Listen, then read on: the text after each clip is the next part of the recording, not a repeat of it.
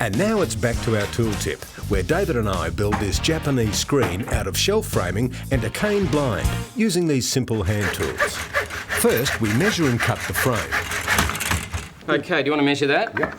The shelf moulding is really good. It's a standard material and it's got a cutout, so we're going to use that to hold the blind in the frames. Our miter saw gives a fairly clean cut, so fine sandpaper is sufficient to smooth off the rough edges.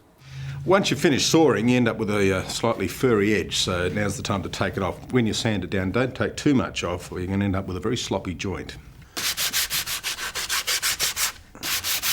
Okay, Dean's done a really good job sanding these down. They're nice and clean and ready to join. Because we're joining them at 45 degrees, we've bought a small corner clamp to help hold them still while we drill, glue and screw them. You ready? Yep. Okay.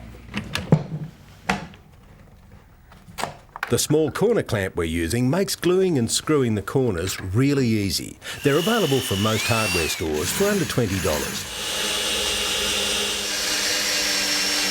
Okay. Yep. Great. Okay, that's the second frame. There's one more to go. They're quite simple. We're just doing the same thing and repeating it 3 times. Yes, we are. Yes, we are. Yes, we are. Once the frames are assembled and the glue is dry, we sand the corners. Great. So once they're all sanded and they're looking nicely finished, we're going to stain them. Now this is called Black Japan. It's a good stain. It dries very quickly, so it's easy to work with, and it's traditional, so it gives you the look you want. The Black Japan stain is perfect for our Japanese screen. It dries quite quickly and is a really hard finish. It flows on easily and gives good coverage even in the first coat. It's based on traditional lacquer and has a bituminous base. Also pre-stain the 6mm Tasmanian oak beading. Yep. We then measure and mark the position of the cross pieces, which will support our cane blind in the front and back of the screen panels.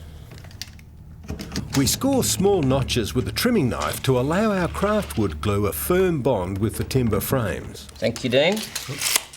Okay, so we've marked the position of the back framing. This is the 6mm by 6mm moulding, and it's really good because you can cut it with a Stanley knife. So then we're going to place it in the frame and cut it so it's a tight fit and very accurate. The 6mm beading cuts easily with a sharp trimming knife by rolling it through the 4 faces. We then snap it and leave the small burr to help hold it in position until the glue dries. Now, once these cross pieces have dried, we've got to cut the blind. We've already cut the leading edge off this blind, and before we cut it, we've got to run a bit of glue, a few dots of glue onto the string to stop it from all unfurling. We've done it on this side, so let's just mark where we're going to cut the blind there. David, if you could mark that point. Okay. These blinds are held together with string loops, so it's really important, once you've marked where to cut them, that you glue the string to the cane slat next to where you cut. This prevents the string from unravelling and helps hold the blind in place. There you go. You want to finish that off? Yep.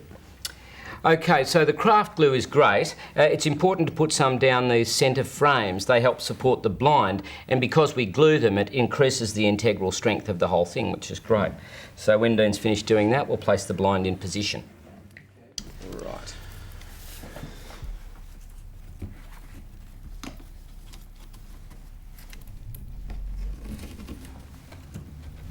Using craft glue, run a bead around the recessed edge and 6mm beading frames.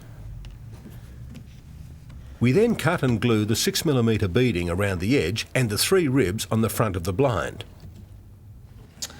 Okay, that's good. Right, so we've done one panel. We now have to repeat the same process on the other 2, and then when the glue is completely dry, we can put the hinges on and assemble it. It's good, Dean. Yeah, look great. We then fit the brass hinges to our panels and the Japanese screen is finished. Well, there we are. The 3 panels are together. It's freestanding and it gives you a bit of privacy if you need it. And when you don't.